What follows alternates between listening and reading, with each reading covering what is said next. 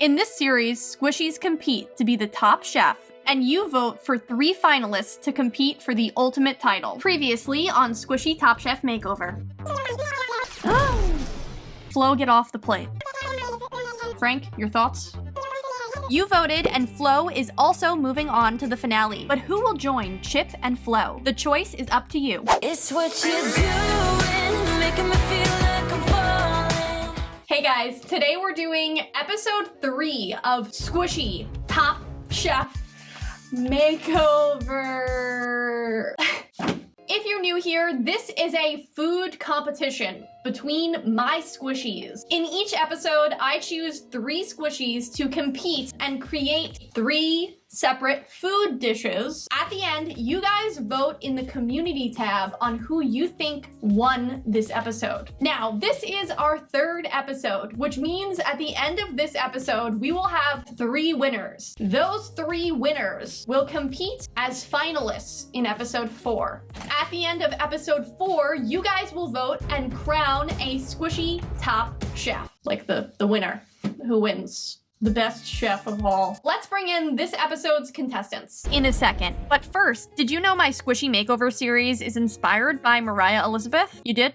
I also knew that. I always mention it here, and I've said it at least a million times. Moriah Elizabeth.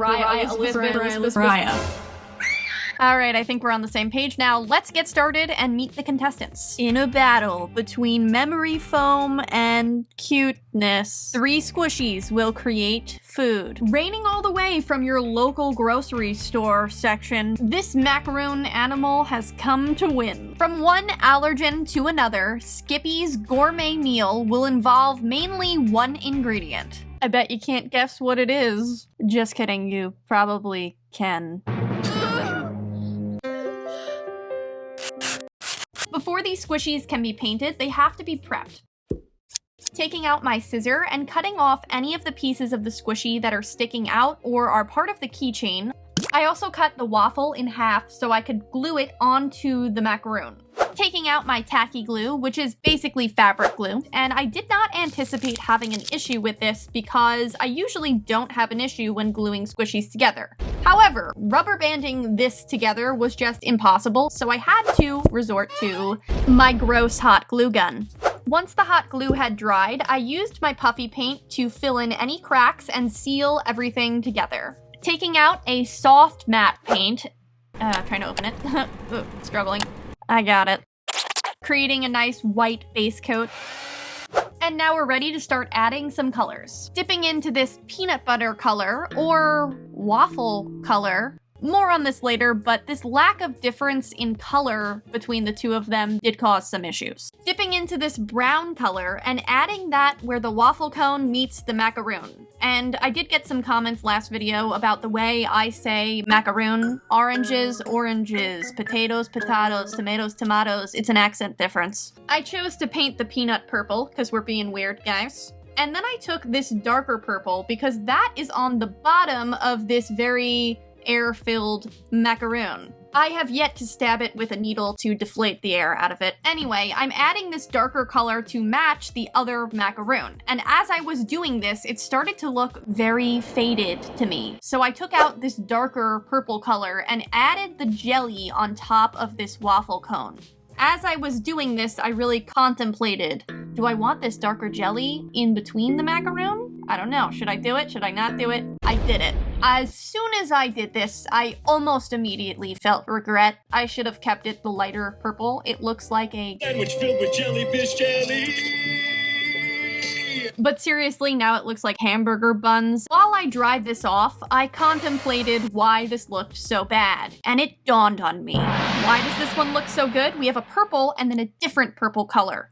Darker purple color on bottom and a pinky purple color on top. If we compare that to the Krabby Patty, we have a tan color on bottom, and then we have the exact same tan on top. I know what I need, a different color on the bottom. I can't change the top one. I would have changed the top, but I had already added the jelly. So instead, I added powdered sugar to the bottom macaroon. Did this solve the problem? No. It was past my bedtime at this point, so I decided to just continue onward.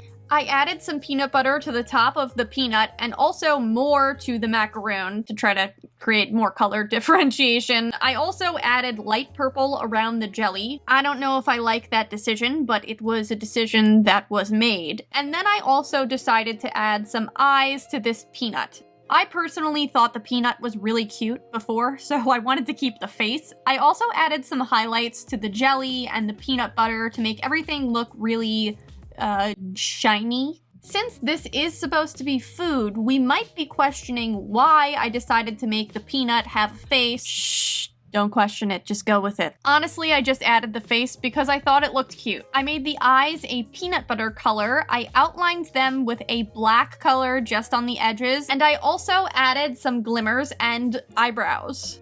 Although there are several things I would change about this squishy if I did it again, I do like the way that this came out. I think I like the peanut the best. Out of the kitchen and into the judge's room.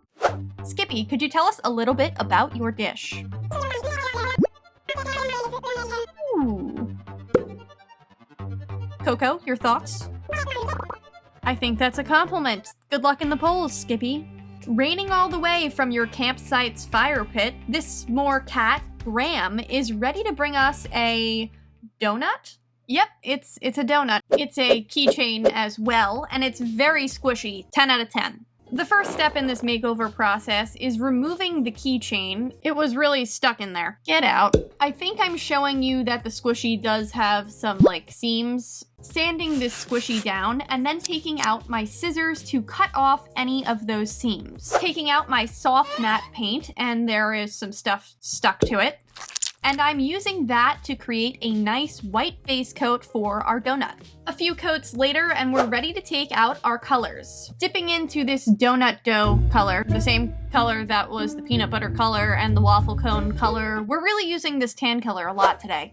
And I'm taking out this chocolate color, but first we're using white. I forgot to do that first. For this donut, you guessed it, we are going to be creating a s'more theme.